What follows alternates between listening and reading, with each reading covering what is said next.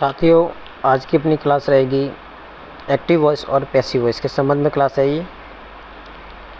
देखिए, active voice और passive voice होता क्या है, उसको अपन इस वीडियो में पूरा डिटेल से पढ़ेंगे। उसके नियम वगैरह हैं, एग्जाम्पल हैं, पूरा आराम से सॉल्व करेंगे। वॉइस का मतलब होता है, वॉइस एक वर्ब का भाग है जिसमें वर्ब के दो भाग होते हैं। पहला वो होता है जिसमें सब्जेक्ट का कार्य करता है, उसे अपन एक्टिव वॉइस कहते हैं। जिसमें सब्जेक्ट का कार्य होता है उसे एक्टिव वॉइस कहते हैं। जैसे कि देखिए, he read a book, he reads a book. I am playing cricket, I am playing cricket. उसके बाद दूसरा वो होता है जिसमें सब्जेक्ट कार्य नहीं करता है, उसे हम पैसिव वॉइस कहते हैं। सब्जेक्ट केवल किसी की ओर से द्वारा किए गए कार्यों का परिणाम भोगता है। किसी और ने कार्य किया है, उसके परिणामों को भोगता है, वो कहलाता है आपका पैसिव वॉइस। एक्टिव वॉइस में क्या होता है, जिसमें सब्जेक्ट खुद कार्य करता है। जैसे ही रीड ए बुक, वह पुस्तक पढ़ता है। आई एम प्लेइंग क्रिकेट, मैं क्रिकेट खेलता हूँ। लेकिन इसमें क्या होता है पैसिव वॉइस में, देखिए, a book is read by him, यह किताब उसके द्वारा लिखी गई है। मतलब किसी और के कार्य को क्या करता है, परिणाम को भोगता है, बताता है। मतलब cricket is being played by me, ये आपका था पैसिव और एक्टिव के संबंध में। कुछ रूल्स है, देखिए, एक्टिव वॉइस को पैसिव वॉइस में बदलने में, पैसिव वॉइस को एक्टिव में बदला जा सकता है। एक्टिव वॉइस होता है उसको पैसिव में बदला जाता है, और पैसिव होता है उसको एक्टिव में बदला जा सकता है। जैसे कि देखिए, एक्टिव वॉइस के कुछ ऑब्जेक्ट होते हैं। मतलब एक्टिव वॉइस के ऑब्जेक्ट को सब्जेक्ट में बदलकर पैसिव वॉइस के सेंटेंस में यूज़ किया जाता है। जैसे मान लो कि एक्टिव वॉइस के कुछ सब्जेक्ट है, उसको पैसिव में बदलेंगे, उनके ऑब्जेक्ट है, उनको ऑब्जेक्ट को बदला जाएगा। जैसे कि देखिए, ऑब्जेक्ट क्या है, मी को किस में बदलेगा, सब्जेक्ट में, तो आई हो जाएगा। उसके बाद अस है, अस को अगर मान लो आप सब्जेक्ट में बदलोगे तो उसका भी हो जाएगा। उसके बाद यू, अपने आप में यू सब्जेक्ट है, यू कभी चेंज होता नहीं है, या अपने आप में सिंगुलर भी और प्लूरल भी है। उसके बाद में हिम को जब आप सब्जेक्ट में लेके आओगे तो ही हो जाएगा, और हर को सब्जेक्ट में लेके आओगे तो उसका सी हो जाएगा। ऐसे आप सब्जेक्ट का उल्टा ऑब्जेक्ट करोगे तो ये उल्टे हो जाएंगे। जैसे आई का क्या हो जाएगा, मी, वी का क्या हो जाएगा, अस, यू का क्या हो जाएगा, यू, ही का क्या हो जाएगा, हिम, और सी का क्या हो जाएगा, हर। इट का इट हो जाएगा, और दे का क्या हो जाएगा, देम, और देम का क्या हो जाएगा, दे। बाकी नाउन है। इस प्रकार से मतलब ऑब्जेक्ट को सब्जेक्ट में, सब्जेक्ट को ऑब्जेक्ट में बदला जा सकता है। इसे अपन पर्सन भी कहते हैं, फर्स्ट पर्सन, सेकंड पर्सन और थर्ड पर्सन। पैसिव वॉइस की सेंटेंस में सब्जेक्ट के अनुसार हेल्पिंग वर्ब की यूज़ की जाती है।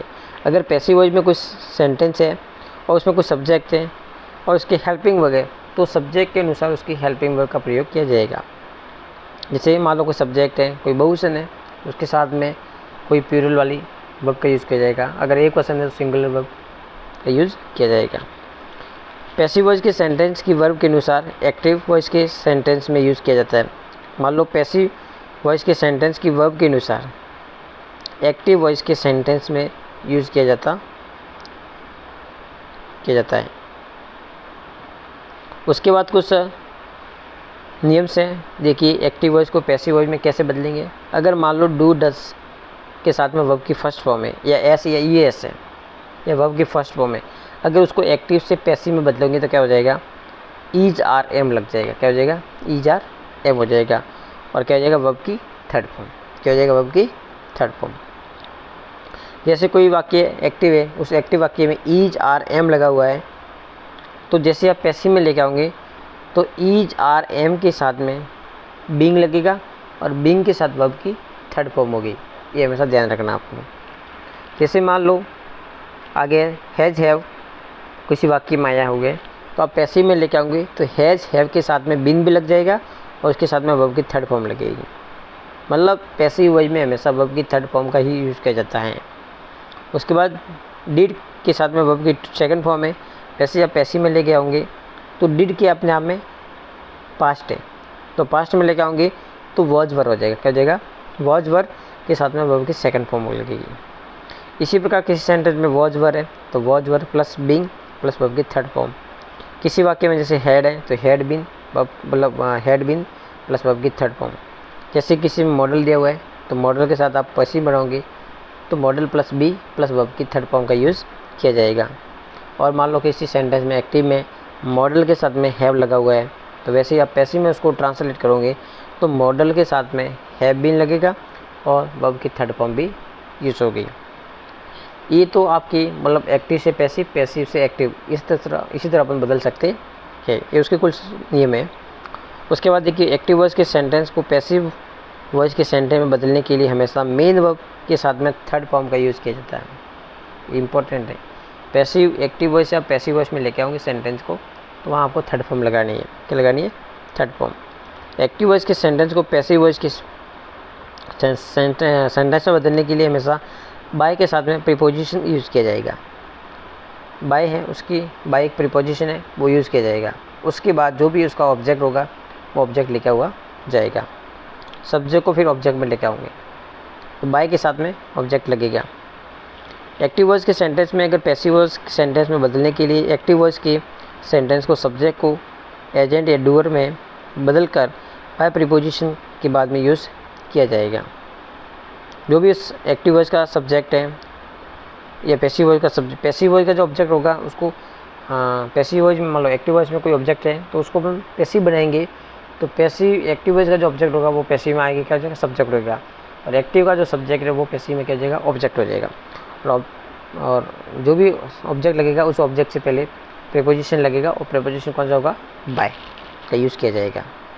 देखिए एग्जांपल कुछ, जैसे कि एक्टिव वॉइस का सेंटेंस है ही सिंग a song, he Singh a song. तो ए सॉन्ग, ही तो आपका क्या है? सब्जेक्ट है, सिंग वर्ब है और सॉन्ग क्या है? ऑब्जेक्ट है। अब ऑब्जेक्ट और सब्जेक्ट में लेके आएंगे, पैसिव बनेंगे तब। ए सॉन्ग इज संग, ये सॉन्ग आ जाएगा सब्जेक्ट और इसके साथ वर्ब, यस ये इज लिख गया हूँ तो उसको लेके आएंगे पैसिव में, तो ईज आ रहा है उनके साथ वर्ब की first form, sorry third form, तो ईज लग गया और वर्ब की थर्ड फॉर्म क्या हुई? सॉन्ग की संग। उसके बाद में देखिए एक्टिव वॉइस में जैसे कोई सेंटेंस है Ram is watching a movie, तो ए मूवी इज़ बीइंग, क्योंकि इज़ लगा हुआ है और आईएनजी फॉर्म है, तो इज़ बीइंग प्लस वर्ब की थर्ड फॉर्म आएगी इसमें, तो a movie is being watched by Ram. उसके बाद में एक्टिव वॉइस का कोई सेंटेंस है, देखिए I have finished my work, I have finished my work, तो माई वर्क हो गया आपका सब्जेक्ट। हैज़ बीन, हैव तो लगा हुआ है, हैव तो हैव के साथ में क्या लगेगा? हैज़। माई वर्क क्या है?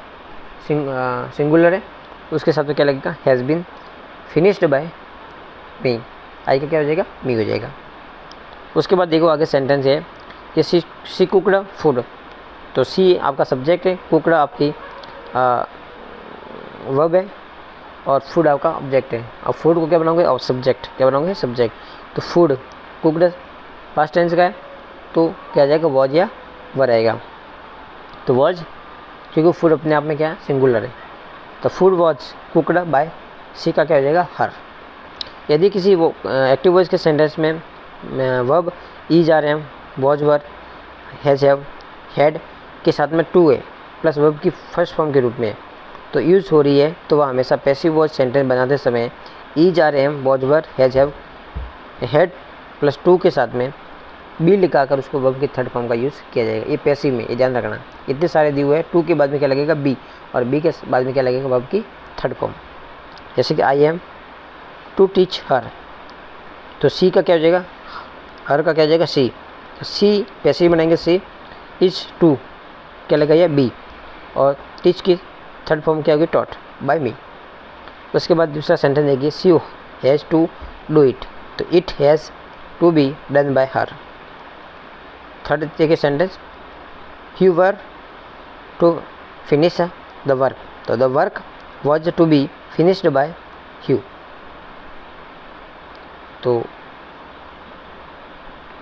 ये कुछ इम्पोर्टेंट एक्टिव पैसिव वॉइस के संबंध में वीडियो था। अच्छा लगे तो वीडियो को अपने दोस्तों को शेयर करें। धन्यवाद दोस्तों, जय हिंद, जय भारत।